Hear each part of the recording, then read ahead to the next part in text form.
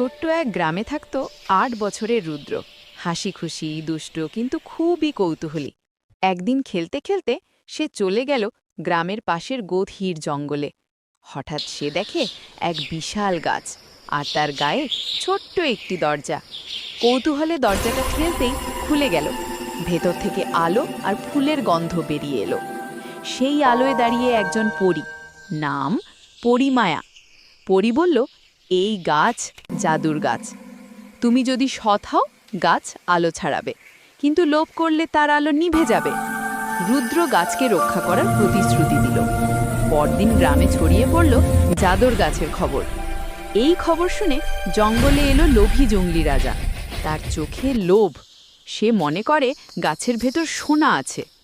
রাজা বলল, এই গাছ কাটবো, সোনা সব আমার। রুদ্র ও তার বন্ধু বুবু বাঁদর ভয় পেলেও পালালো না।